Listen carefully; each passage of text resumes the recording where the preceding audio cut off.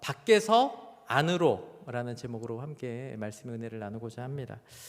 여러분 문전성시 또 인산인해라는 사자성어를 아시죠? 들어보셨죠?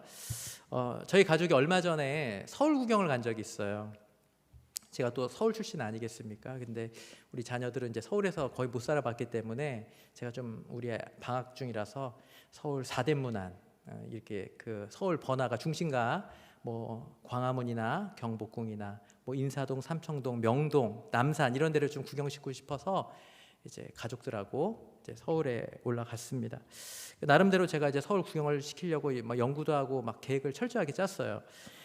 그런데 이제 교통 체증과 이게 주차 문제가 복잡하니까 이제 차를 두고 이제 대중교통으로 간 거죠. 여기 또 이 지하철이 가까이 있잖아요.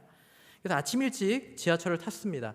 근데 여기 가까운 지제역에서 일반 열차를 타면 그 서울시청역까지 1시간 40분 정도 1호선 한 번만 타면 되는데 굉장히 오래 걸리잖아요. 그렇게 오래 걸려요. 근데 그 급행을 타면 1시간 20분 정도뿐이 걸리지 않습니다. 그래서 아침 8시에 서정리역에서 출발하는 급행을 타고 서울역에 내리면 한 9시 반쯤이면 이제 광화문부터 이렇게 돌아볼 수 있겠다라고 계획은 좋았으나 현실은 출근 시간대 지옥철 경험이었습니다. 사람이 얼마나 많은지 딱 타니까 가족 단위로 탄 사람 우리뿐이 없어요. 전부 다 출근하다 얼굴은 피곤에 찌들어 있죠. 발 디딜 틈도 없을 만큼 사람이 많은 거예요. 그러니까 출발부터 잘못됐구나, 제가 이런 생각을 했습니다. 이제 고생길이 열린 거예요.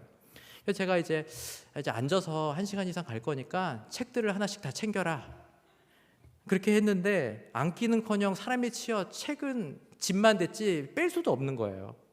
마침 한 자리가 난 거죠. 사람 사이에 비집고 빨리 앉아야 되는데 모두 용기가 없어서 쭈삣쭈삣 하다가 그냥 아무도 못 앉은 거예요. 그 상태로 1시간 반을 갔으니 얼마나 시작부터 힘들었겠어요. 이제 안국역 근처에 가면 또 생생정보통이라는 데서 맛집을 소개하잖아요. 맛집이 있길래 제가 이제 그거 이제 가자 그래서 이제 거길 또 갔어요. 근데 사람이 많을까봐 일찍 먹어야 돼. 그래서 이제 11시에 들어갔거든요. 그런데 웬걸 손님이 저희뿐이 없더라고요. 여기 맛집 맞아? 제 아내가 이런 말을 여러 번 저에게 했지만 아직 점심때가 아니라서 사람이 없는 거야. 제가 이렇게 큰 소리 쳤죠. 그래서 TV에 나왔던 메뉴를 시키고 맛있게 잘 먹긴 먹었습니다. 그런데 솔직한 평가는 가격에 비해 다시 먹을 만한 것은 아니다, 만족감이 떨어진다, 이런 평가를 뒤로 하고 이제 다 나왔습니다. 그런데 골목골목을 다니는데 다른 식당들은 그렇게 사람들이 줄 서 있는 거예요. 제가 이제 좀 서울 출신이라는 게 무색해질 정도로 이렇게 좀 자신이 점점 없어지고 있는데 이제 창덕궁에 가기로 했거든요. 창덕궁을 막 걸어가고 있는데 어느 집 앞에는 진짜 거짓말 조금 못해서 한 100명 정도가 그 앞에 모여 있는 겁니다. 깜짝 놀랐어요. 근데 그 식당이 뭔가 했더니 베이글 식당인 거예요. 베이글 아시죠? 맛있는 빵인데 제가 그 상표를 말할 수 없는데 나중에 찾아봤어요. 근데 그게 우리나라에서 제일 유명한 베이글 집이었던 거예요. 기본 2시간은 대기표를 받고 기다려야 하는 베이글집. 미리 알았으면 그런 데 갔었어야 되는데 제가 TV에 광고만 믿고 엉뚱한 데를 찾아갔으니 어쨌든 그래 해서 뭐 창덕궁도 구경하고 삼청동도 가고 명동도 갔습니다. 늦게까지 보고 싶었는데 이제 체력이 너무 지치니까 이제 집에 가야 되는 거예요. 오후 5시쯤 됐는데 이제 가자 그랬는데 집에 가기가 너무 두려운 거죠. 또 퇴근 시간이 맞물린 거 아니에요? 얼마나 사람이 많은지 또 앉을 자리 하나 없는 거예요. 근데 마침 또 자리가 하나 딱 났어요. 그래서 그동안 눈치 보느라 아무도 안 앉았는데 이제 우리 막내가 이제 둘째가 이제 아영인데 아영아 너 저기 앉을래? 그랬더니 갑자기 속 가서 앉는 거죠. 평소 같으면 쭈삣쭈삣하고 절대 안 앉았을 텐데 몸이 힘드니까 몸이 자연적으로 반응한다라는 것을 우리가 알 수 있었습니다. 그래서 서울 여행의 결론은 인산인해, 문전성시, 사람만 실컷 구경했다, 이게 바로 결론이었습니다. 그런데 오늘 본문이 딱 그런 상황이에요. 문전성시. 오늘 예수님께서요 공생의 사역을 시작했는데 굉장히 분주합니다. 예수님은요 잠시도 쉴 틈 없이 부지런히 사역을 하셨어요. 수많은 병자들이 몰려왔고 귀신을 쫓아내고 만나는 사람들마다 고쳐주셨습니다. 그러니까 수일 만에 다시 집으로 돌아오셨다라고 오늘 성경이 이야기하고 있어요. 가버나움에 어느 집인지는 정확히 모르지만 집안에 거하셨는데 가버나움에 삽시간에 그 소문이 퍼진 거예요. 예수님이 왔다. 그러자 수많은 사람들이 또 몰려 들어간 거죠. 인산인해를 이루고 문 앞까지도 발 디딜 틈이 없을 정도로 문전성시를 이루었다. 이게 바로 오늘 본문의 시작입니다. 오늘 본문 1절 우리 다시 한번 읽어볼까요? 수일 후에 예수께서 다시 가버나움에 들어가시니 집에 계시다는 소문이 들린지라. 이어지는 2절 말씀도 우리 같이 한번 읽어보겠습니다. 시작. 많은 사람이 모여서 문 앞까지도 들어설 자리가 없게 되었는데 예수께서 그들에게 도를 말씀하시더니 수많은 사람들이 모여 있는 거예요. 예수님께서 말씀을 전하기 시작합니다. 그럼 그때에 한 사건이 등장합니다. 4명이 중풍병자 1명을 침상에 메고 예수님을 찾아온 거예요. 이어지는 3절 말씀이죠. 3절 말씀도 같이 읽어볼까요? 사람들이 한 중풍병자를 4사람에게 메워가지고 예수께로 올세. 오늘 본문에 한 중풍병자가 등장하죠. 어떤 이유인지 모르지만 온몸이 마비되고 움직일 수 없는 환자가 예수님께로 나오는 거죠. 목적이 뭐예요? 병을 치유받기 위해서. 근데 안타깝게도 사람이 너무 많아서 문 입구조차도 발 디딜 틈 없이 사람이 몰려 있어서 예수님께로 갈 수가 없었다. 이게 바로 지금 현실입니다. 그럼 어떻게 했을까요? 오늘 사람이 너무 많네. 다음에 다시 올까?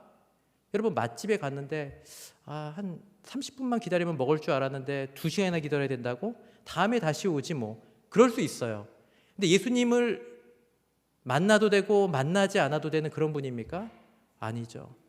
우리 인생에서 반드시 만나야 할 분, 한 분이 계시다라면 그분이 바로 예수 그리스도라는 사실을 꼭 기억하시기 바랍니다. 여러분 예수님 당시에 예수님 주위에 사람들이 얼마나 많았는지 몰라요. 근데 그 사람들이 다 예수님을 만났을까요? 아니죠. 예수님 주위에 머물던 수많은 사람들이 있었지만 진짜 예수님을 예수 그리스도로 영접하고 예수님과 인격적인 교제를 하는 사람은 소수에 불과하다는 것을 우리는 성경을 통해 알 수가 있습니다. 오늘 중풍병자는 자신의 혼자 힘으로 갈 수가 없었어요. 그래서 4명의 친구인지 누군지는 모르지만 같은 마음을 가지고 예수님께로 나왔습니다. 그들은 장애가 있다고 결코 포기하지 않았습니다. 여러분 우리 인생 가운데 문제를 만나요. 때로는 장애를 만납니다. 근데 어떤 사람은 내 인생의 장애를 만나면 그것 때문에 좌절하거나 낙심하거나 인생을 포기하고 부정적으로 살아가는 사람이 있는 반면에 그 장애를 디딤돌 삼아 예수님께 더 가까이 가고 하나님께 쓰임받는 인생을 사는 사람이 있다라는 것을 오늘 성경을 통해 우리에게 분명히 말씀해주고 있는 거죠. 중풍병은 현대의학으로 말하면 뇌졸중이에요. 대표적인 증상이 몸에 마비가 오는 것이죠. 혼자서는 절대로 움직일 수가 없습니다. 이 뇌졸중이라는 인생의 극심한 병을 얻었지만 이 중풍병자와 그 함께한 4명은 결코 포기하지 않았습니다. 예수님을 만나기만 한다면 예수님께서 이 문제를 해결해 주실 것이라는 간절한 믿음이 있었기 때문에 오늘 주님 앞에 나오는 것이죠. 뿐만 아니라 더 중요한 것을 경험해요. 영적 회복, 죄의 용서함까지도 받는 하나님 나라의 백성이 되는 놀라운 은혜를 경험하게 된다는 것이죠. 그래서 오늘 이 중풍병자의 치유 사건을 통해 오늘 우리 가운데 2가지를 함께 나누고 싶습니다. 첫 번째 함께 나누고 싶은 것은요, 우리 인생에 반드시 만나야 하는 분이 계시다라는 거예요. 그분이 누구시죠? 바로 예수님이라는 거죠. 오늘 성경을 보니까 우리가 예수님을 만나는 그 길에 장애가 있다라고 이야기하고 있습니다. 왜 그럴까? 그 길을 사탄이 싫어하기 때문이라는 거죠. 여러분 세상으로 가는 길은 쉽습니다. 그 길은 넓고 가기가 쉽다라고 성경은 이야기하고 있어요. 장애가 없어요. 크고 넓습니다. 가기 쉬운 길이에요. 그러나 예수님 만나는 길, 또 예수님을 따라가는 그 길은 좁고 협착하다라고 이야기하고 있어요. 여러분 우리가 오해해서는 안 됩니다. 내가 예수님 믿었다고, 내가 교회에 나왔다고 우리 인생이 만사형통하다라고 착각해서는 안 돼요. 이제 내가 예수님 믿기 시작했으니까 우리 가정은 잘 될 거야, 우리 집은 복 받을 거야. 맞습니다. 근데 이것은 총체적인 하나님 나라의 복을 말하는 것이지 세상이 말하는 가치관과 기복적인 신앙을 말하는 것이 결코 아니에요. 예수님 만나도 질병이 올 수 있고요. 사업이 실패할 수도 있고요. 자녀 가운데 문제가 생길 수도 있어요. 여러분, 하나님께서요 이스라엘 백성들을 처음에 택하시고 부르셨잖아요. 근데 그들 인생 가운데 문제가 없었나요? 아니에요. 출애굽하고 기껏 인도하신 곳이 홍해 앞입니다. 홍해를 갈랐더니 광야가 기다리고 있어요. 어떻게 하나님이 택하시고 부르시고 인도하신 그들의 인생이 어떻게 홍해 앞바다고 광야길일까? 주님이 부르셨음에도 불구하고 우리 인생이 광야와 같은 장애가 없다라는 것이 아니라 그럼에도 불구하고 하나님이 우리와 동행하시기 때문에 광야 속에서도 장애를 만나서도 우리는 평안을 누릴 수 있다라는 것이 오늘 하나님께서 우리에게 말씀해주고 계신 거라는 거죠. 오늘 말씀 4절에 보니까 이제 중풍병자를 4명의 친구들이 메고 나오죠. 4절 말씀 앞부분이죠. 이 말씀도 같이 읽어볼까요? 무리들 때문에 예수께 데려갈 수 없으므로. 오늘 예수님을 만나는 그 길에 문제가 있고 장애가 있는데 그 장애가 뭐라고 얘기하고 있어요? 무리들 때문이라는 거예요. 사람들 때문이라는 거예요. 여러분, 예수님을 만나려고 하는데 다른 게 아니라 사람들이 많아서 못 간다라는 거예요. 예수님 주위에 있던 사람들이 어떤 사람들이에요? 최측근들 아니에요? 12명의 제자들도 있었을 것이고 대부분 예수님을 따르는 추종자들일 거예요. 물론 여기에 예수님을 반박하고자 하는 서기관들이나 바리새인들도 있었지만 대부분 예수님을 따르는 사람들이라는 거죠. 여러분, 예수님 앞에 우리가 나아가려고 할 때 누가 가로막고 있다고요? 때로는 사람들이 가로막고 있다는 사실을 우리가 아셔야 돼요.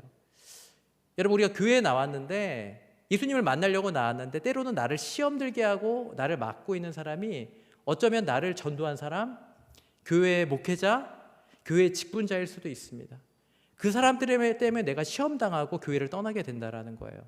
난 예수님을 만나고 싶은데 나를 전도한 사람, 교회의 직분자라고 했던 사람, 지도자를 보니까 그 사람의 삶과 인격을 보니까 그것이 내가 주님을 만나는데 장애가 된다는 거예요. 여러분, 너무 사람을 의지해서는 안 되는 거죠. 하지만 그 사람 때문에 예수님 만나기를 포기하시겠습니까? 아니죠. 예수님 만나는 길은 절대로 포기해서는 안 됩니다. 그 길이 없다라면 그 길을 만들어서라도 만나야 하는 분이 바로 예수 그리스도라는 사실이에요. 왜냐? 그 길의 끝에 서 있는 예수님을 만나기만 한다면 우리의 갖고 있는 모든 문제를 그분이 해결해 주실 수 있기 때문이라는 거죠. 그래서 이 중풍병자와 이 4명의 사람들은 예수님 만나는 그 길이 문으로 가는 것은 불가능하다 여기고 갑자기 돌발 행동을 합니다. 4절 하반절에 어떻게 말씀하고 있나요? 읽어보겠습니다. 그 계신 곳에 지붕을 뜯어 구멍을 내고 중풍병자가 누운 상을 달아 내리니. 굉장히 돌발 행동 아니에요? 이제 고대 팔레스타인 가족 구호를 보면 이 중동 이 이스라엘의 가옥 구조는요, 지붕이 평평해요.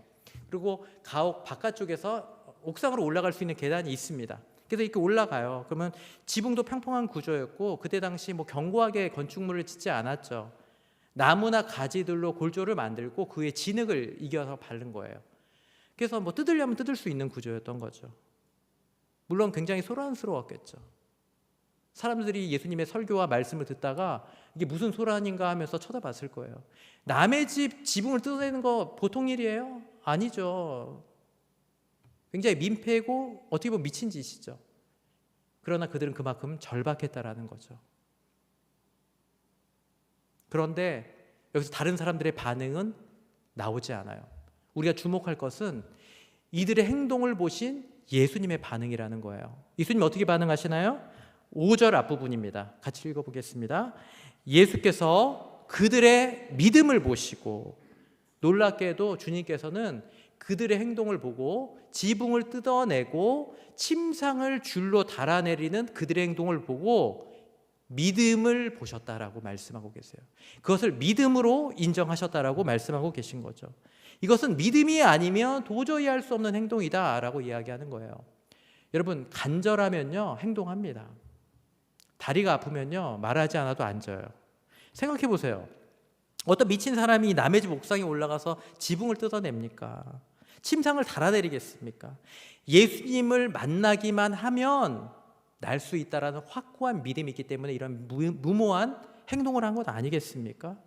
비록 오늘 중풍병자 당사자의 믿음은 소개되지 않았습니다. 그러나 우리는 짐작할 수 있죠. 네 사람의 믿음이 이렇게 간절했는데 하물며 당사자는 얼마나 간절했을까?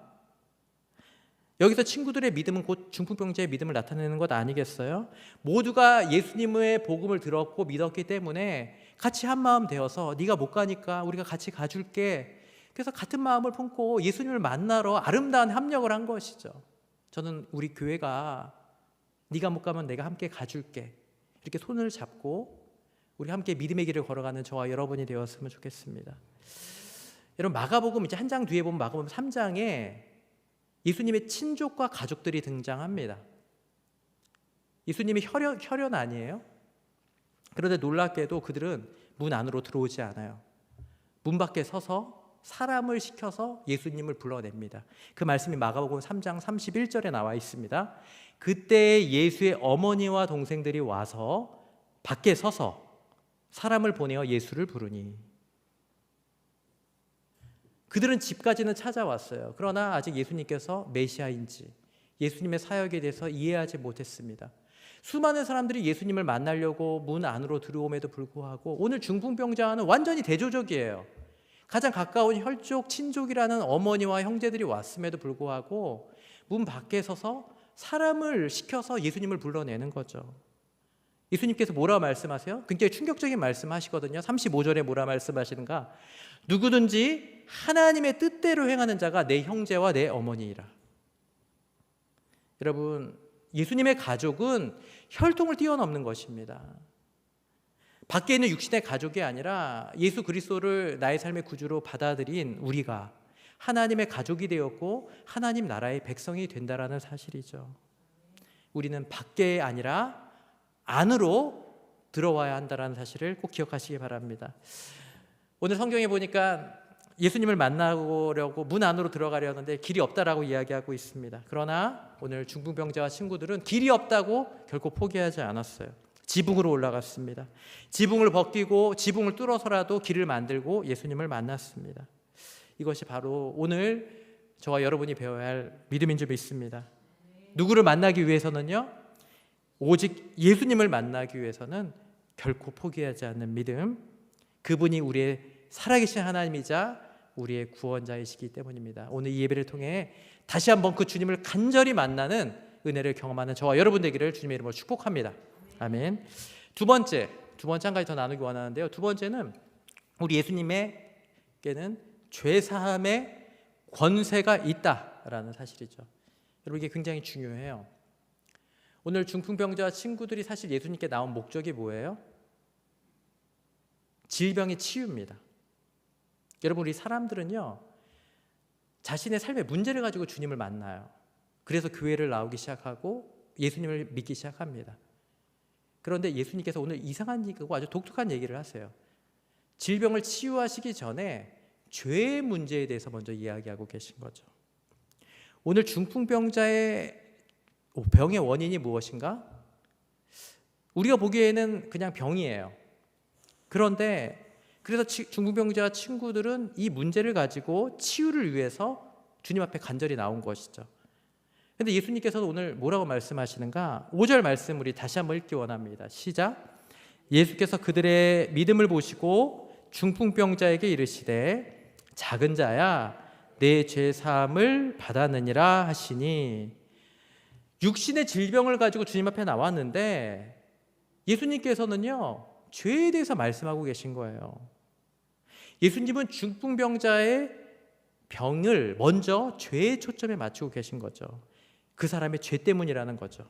예수님은 알고 계셨습니다. 이 사람은 육적인 질병보다 영적인 치유가 먼저 필요하다라는 것을 알고 계셨기 때문에 주님께서 먼저 죄 용서를 선포하신 거예요. 여러분, 그런데 이것은요, 모든 인간이 갖고 있는 문제입니다. 우리는 죄인이에요. 영적으로 마비됐습니다. 우리 인간의 마음속에는 죄가 우리를 영적으로 마비시키고 있어요. 그래서 주님께서는 그 상태를 우리 가운데 먼저 말씀하고 계신 거죠. 근데 여러분, 죄 용서는 누구만 할 수 있어요? 오직 하나님 한 분만 하실 수 있는 거죠. 그런데 오늘 예수님께서 죄를 용서하십니다. 무슨 얘기예요? 내가 누구라는 거예요? 내가 바로 메시아 하나님이라는 거예요. 내가 너희의 죄를 용서할 수 있는 권세가 있는 하나님이다라는 것을 말씀해주고 있는 것이죠. 이 이야기를 듣는 모두가 충격받죠. 특히 현장에 있었던 율법 전문가인 서기관들이 속으로 굉장히 불편할 뿐만 아니라 분노합니다. 자기들끼리 웅성웅성하겠죠. 이건 신성모독이야. 감히 저런 말을 어떻게 하다니. 자기가 하나님이라고? 그때 그 말이 바로 이어진 6절과 7절 말씀입니다. 같이 읽습니다. 어떤 서기관들이 거기 앉아서 마음에 생각하기를 이 사람이 어찌 이렇게 말하는가? 신성모독이로다. 오직 하나님 한 분 외에는 누가 능히 죄를 사하겠느냐? 예수님께서 죄 사함을 받아라 라고 말씀하시니까 이거는 신성모독이라고 얘기합니다. 당시의 법으로는 이거는 사형이에요. 서기관들이 감히 하나님만 할 수 있는 죄의 용서를 어떻게 할 수 있느냐라고 해서 분노하는 거죠. 이미 그들은 예수님에 대한 정죄를 마음속으로 마쳤습니다. 어떻게 하면 예수를 잡을까? 어떻게 하면 죽일까? 이런 것을 고민하기 시작하죠. 그들이 보기에는 예수님은 그냥 사람들의 환심을 살기 위해서 신성 모독까지도 서슴지 않는 그런 자라고 여기고 있는 것이죠. 근데 예수님께서 서기관들의 마음속까지 다 알고 계세요. 이 모든 상황을 알고 계신 예수님께서 도리어 그들에게 질문하십니다. 뭐라고 질문하세요? 9절에 이렇게 질문하세요. 같이 읽어봅니다. 중풍병자에게 내 죄사함을 받았느니라 하는 말과 일어나 내 상을 가지고 걸어가라 하는 말 중에서 어느 것이 쉽겠느냐? 오늘 이 말씀 가만히 보세요. 여러분, 둘 중에서 어느 게 더 쉽겠습니까? 첫 번째는 내 죄사함을 받았느니라 말하는 것이 쉬워요? 아니면은 일어나 걸어가라 라고 말하는 것이 쉬워요? 사람들이 생각하기에는 뭐가 훨씬 더 쉽겠습니까? 죄사함을 받았느니라, 이거 증거 있어요? 눈에 보이지 않기 때문에 말하기는 쉽다는 거예요. 그런데 일어나 걸어라 라는 말은 당장의 결과가 나타나야 되기 때문에 훨씬 말하기 어렵다라는 것이죠. 그래서 예수님께서 10절에 이렇게 말씀합니다. 10절도 같이 읽습니다. 그러나 인자가 땅에서 죄를 사하는 권세가 있는 줄을 너희로 알게 하려 하노라 하시고 중풍병자에게 말씀하시되, 예수님께서 이렇게 말씀하신 의도가 뭐예요? 내가 이렇게 말한 것은 내가 죄 사함의 권세가 있음을 너에게 알게 하려 합니다.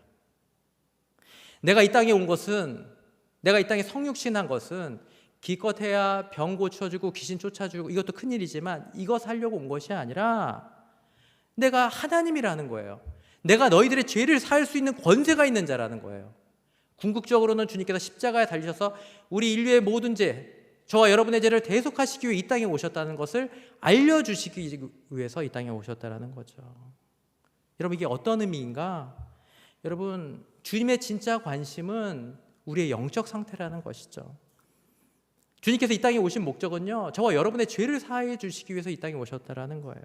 왜냐? 그것이 우리의 구원의 문제와 우리의 영생의 문제와 직결되고 있기 때문이라는 거죠. 물론 지금 당장 내 질병이 치유받으면 우리는 좋아요.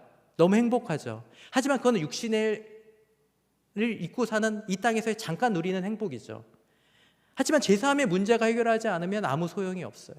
영원한 생명을 얻기 위해서는, 하나님 나라에서 그분과 동행하여 영원한 생명을 누리기 위해서는 우리가 죄사함의 문제를 극복해야 하고 주님께서 해결해 주셔야만 우리가 영원히 주님과 동행하며 살 수 있는 건 아니겠습니까? 여러분, 오늘 우리는 죄인입니다.